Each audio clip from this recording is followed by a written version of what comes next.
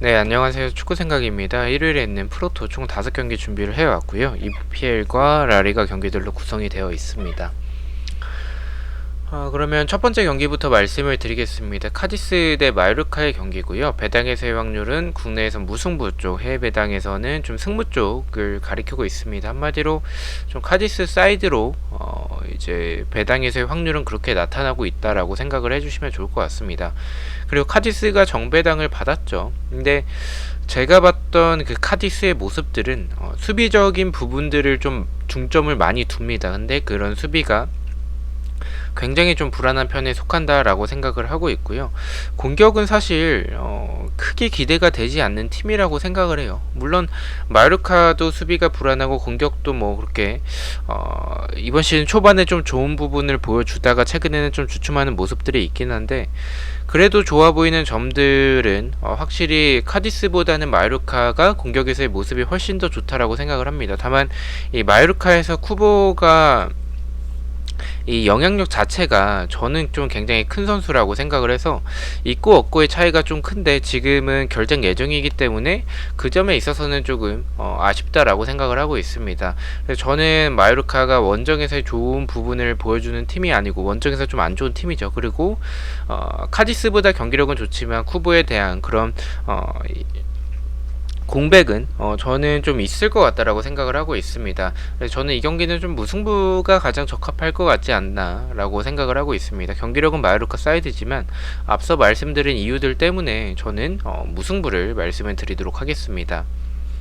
언어버 같은 경우에 언더 쪽으로 말씀을 드리겠습니다. 카디스가 수비적으로 분명히 나올 거고 마요르카가 그것을 뚫어내기 위해서 노력을 하겠지만 쿠보가 없을 때는 좀 창의성이 떨어지는 모습들이 좀 많아서 득점이 아예 안 나올 수도 있다라는 생각을 좀 가지고 있고, 득점 자체가 좀 많이 나올 경기는 아니라고 생각을 하고 있습니다. 언더 쪽을 말씀을 드리고요.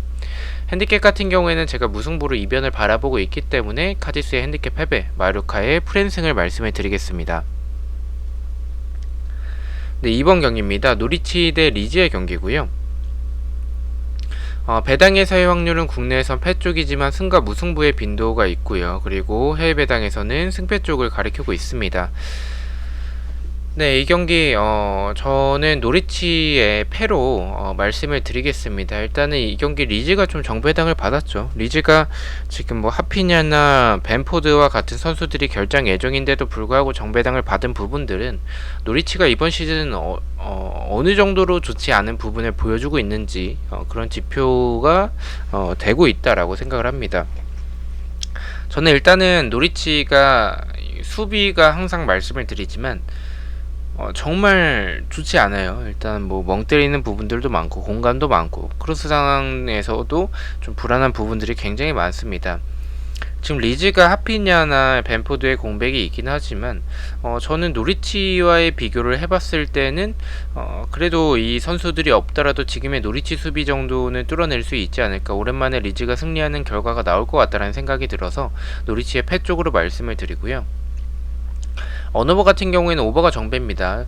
처음에는 조금 오버 쪽도 생각이 들었었던 게, 노리치가 공간이 있을 때는 좀 나쁘지 않은 공격력을 보여주고 있다라고 생각을 해요. 결정력이 좀 아쉽긴 하지만.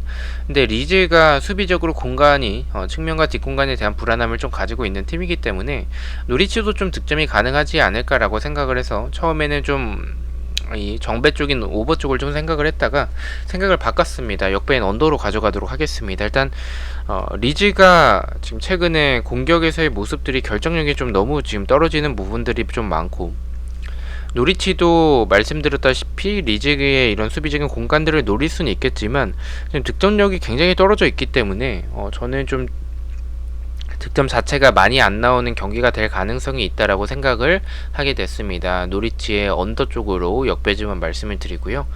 핸디캡 같은 경우에는 일단은 저득점의 경기라고 생각을 하고 있고, 리즈가 지금 결정력이 좋은 상황은 아니기 때문에 이기더라도 1점 차로 좀 간신히 이기는 경기가 될 가능성이 있다라고 생각을 하고 있습니다. 노리치의 핸디캡 무승부를 말씀을 드리겠습니다. 3번 경기입니다. 아스톤빌라 대 웨스트햄의 경기고요. 배당에서의 확률은 국내에서 비슷하고 해외 배당에서는 승과 패 쪽을 가리키고 있습니다.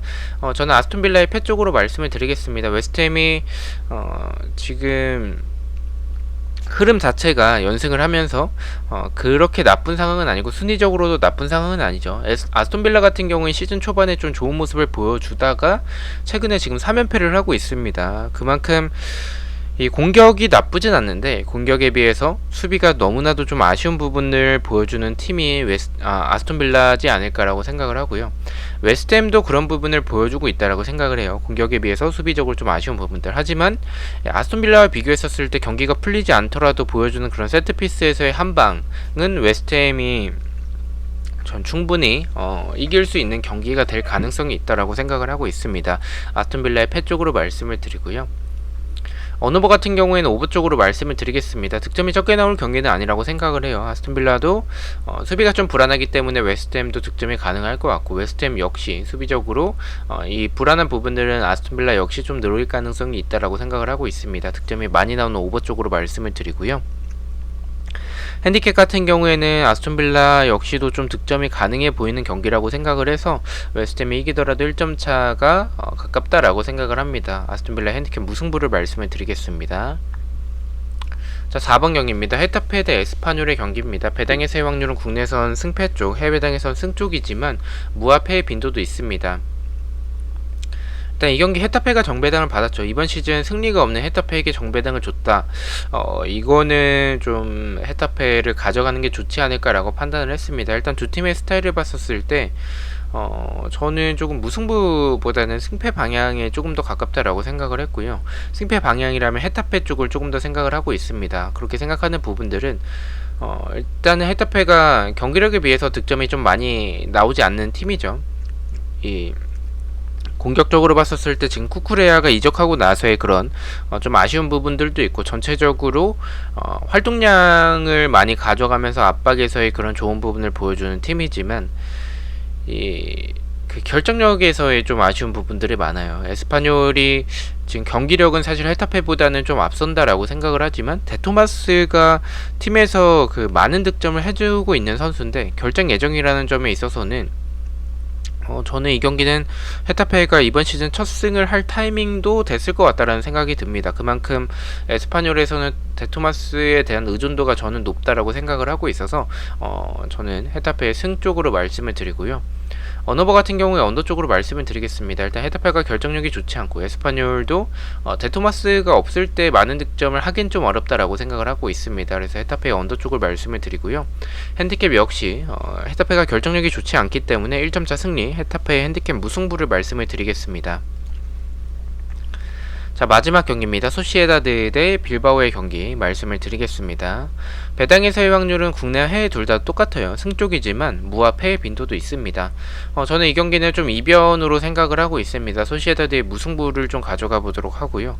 소시에다드가 지금 생각보다 높게 정배당이 책정이 됐어요. 빌바오가 뭐 나쁜 흐름은 아니지만 좋은 흐름을 보여주는 팀이 아닌데도 불구하고 이렇게 좀 높은 정배당을 받은 부분은 이변을 조금 고려해봐도 좋지 않을까라고 생각을 했습니다. 그리고 소시에다드의 오야르사발의 출전 여부가 불투명한 모습들이나 빌바오가 수비적으로 봤었을 때는 조금 안정적인 팀에 속한다라고 라리가 팀들 중에선 그렇게 생각을 하고 있기 때문에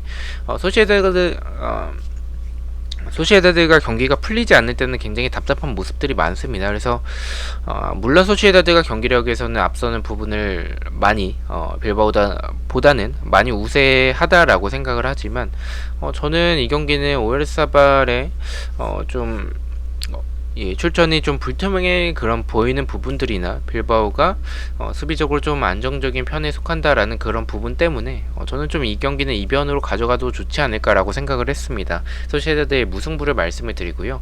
언어버 같은 경우에 언더 쪽으로 말씀을 드리겠습니다. 빌바오가 저는 좀 수비적으로 나오고 좀 역습을 윌리엄스를 활용한 역습을 노릴 가능성이 있다라고 생각을 해요. 그래서 득점이 좀 소시에다드가 쉽게 뚫어내긴 좀 어렵다라고 생각을 하고 있어서 저는 좀 득점이 적게 나오는 언더 쪽을 말씀을 드리고요. 핸디캡 같은 경우에 제가 무승부로 이변을 바라보고 있기 때문에 소시에다드의 핸디캡 패배, 빌바오의 프랜승을 말씀을 드리겠습니다. 자, 이렇게 해서 5경기에 대해서 공유를 모두 마쳤고요. 1번 경기부터 가장 추천을 드리는 픽을 말씀을 드리겠습니다. 1번은 카디스의 언더, 2번은 노리치의 패배, 3번은 아스톤빌라의 오버를 가장 추천을 드리고요. 4번은 헤타페의 언더, 그리고 5번은 소시에다드의 언더를 가장 추천을 드리도록 보도록 하겠습니다. 자, 이렇게 5경기 중에서 한 개의 픽을 가져와 봤고요. 부지럭 픽입니다. 주력과 고배당 픽은 멤버십 회원분들에게만 공유가 되고 있고, 단톡방 참여를 희망하고 싶으신 분들은 멤버십에 가입을 해주시면 좋을 것 같습니다. 첫 번째는 노리치의 패배, 두 번째는 헤타페의 언더, 세 번째는 소시에다드의 언더를 가져가 봤고 3.9배당을 책정을 받았습니다. 저는 또 다음 주에 승무패와 프로토 경기들로 다시 찾아뵙도록 하겠습니다. 시청해주셔서 너무나도 감사드리고 구독과 좋아요 너무나도 감사합니다. 감사합니다.